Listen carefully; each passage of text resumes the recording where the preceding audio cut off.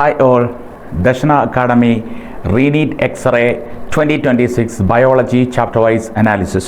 Okay, ഏത് ചാപ്റ്ററാണ്? Structural organisation in animals.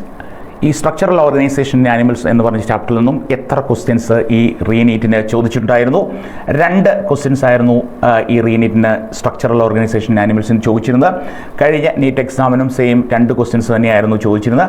നമുക്ക് ഏതൊക്കെ ക്വസ്റ്റ്യൻസ് ആണ് ഈ റീനീറ്റിന് നമ്മൾ ചോദിച്ചതെന്ന് നോക്കാം. ഓക്കെ, ദെൻ ക്വസ്റ്റ്യൻ പേപ്പറിലെ ക്വസ്റ്റ്യൻ നമ്പർ 108, 108ാമത്തെ ക്വസ്റ്റ്യൻ എന്തായിരുന്നു? Question in water frogs respire using, അല്ലേ? വെള്ളത്തിൽ ഫ്രോഗ്സ് എന്തുപയോഗിച്ചിട്ടാണ് റെസ്പയർ ചെയ്യാറുള്ളത്? ഓക്കെ, അതായിരുന്നു ചോദ്യം. അപ്പോൾ options trachea, skin, buccal cavity, lungs, ഇതായിരുന്നു. നമുക്ക് ആ ഉത്തരം നമ്മുടെ മനസ്സിലേക്ക് വന്നിട്ടുണ്ടാവും. ഏതാണ്? നമുക്കറിയാം, ഈ ഫ്രോഗ്സ് ലാൻഡിലും അതുപോലെ വാട്ടറിലും ജീവിക്കുന്നതാണ്, ആംഫീബിയ ആണെന്നുള്ള കാര്യം നമുക്കറിയാം.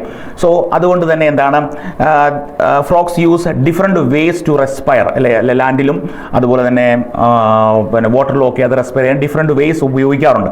സോ അതിനകത്ത് നമ്മൾ വെള്ളത്തിലാണെങ്കിൽ അത് പ്രധാനമായിട്ടും എന്താണ്, എന്തുപയോഗിച്ചാണ് അത് റെസ്പയർ ചെയ്യാറുള്ളത്? നമുക്കറിയാം, ഇവിടുത്തെ ഉത്തരമാണ് സ്കിൻ ഉപയോഗിച്ചിട്ടാണത് വാട്ടറിൽ റെസ്പയർ ചെയ്യുക, അല്ലെങ്കിൽ അക്വാട്ടിക് എൻവയോൺമെൻറ്റിൽ എന്താണ് അത് റെസ്പയർ ചെയ്യാറുള്ളത്. അപ്പം നമ്മുടെ ഉത്തരം നമുക്കിവിടെ കിട്ടിക്കഴിഞ്ഞു. സെക്കൻഡ് ഓപ്ഷനാണ് ഇതിൻ്റെ ആൻസർ എന്ന് പറയുന്നത്, സ്കിന്നാണ്.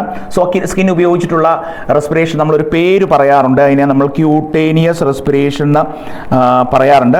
അതുകൂടെ ഒന്ന് ഓർമ്മയിൽ വെക്കുക, ക്യൂട്ടേനിയസ് റെസ്പിറേഷൻ എന്നുള്ള കാര്യം ഓർത്ത് വെക്കുക. ഇനി ലാൻഡിലേക്ക് വന്നു കഴിഞ്ഞാൽ അത് ബക്കൽ ക്യാവിറ്റി ഉപയോഗിച്ചിട്ട്, അതുപോലെ ലങ്സ് ഉപയോഗിച്ചിട്ട്, അതുപോലെ സ്കിൻ ഉപയോഗിച്ചിട്ടും റെസ്പയർ ചെയ്യാറുണ്ടെന്നുള്ള കാര്യം നമുക്കറിയാം.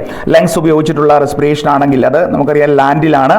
സോ അതിനെ നമ്മൾ പൾമനറി റെസ്പിറേഷൻ എന്ന് നമ്മൾ വിളിക്കാറുണ്ട്. അപ്പം നമ്മുടെ ഇതിൻ്റെ ആൻസർ എന്ന് പറയുന്നത് എന്താണ്?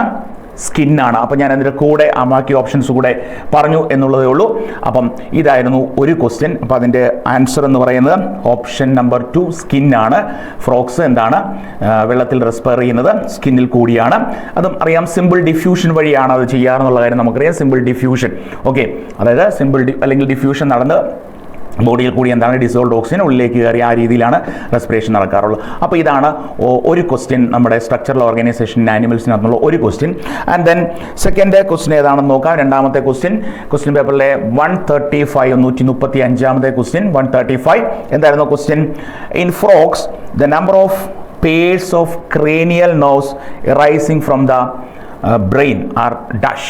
ഓക്കെ, അതായത് ബ്രെയിനിൽ നിന്നും എറൈസ് ചെയ്യുന്ന ക്രേനിയൽ നെർവ്സിൻ്റെ നമ്പർ എത്ര ആയിരുന്നു എന്നാണ് ചോദ്യം. നിങ്ങൾക്കറിയാം നമ്പർ എത്ര ആണെന്ന് കൃത്യമായിട്ട് അറിയാം.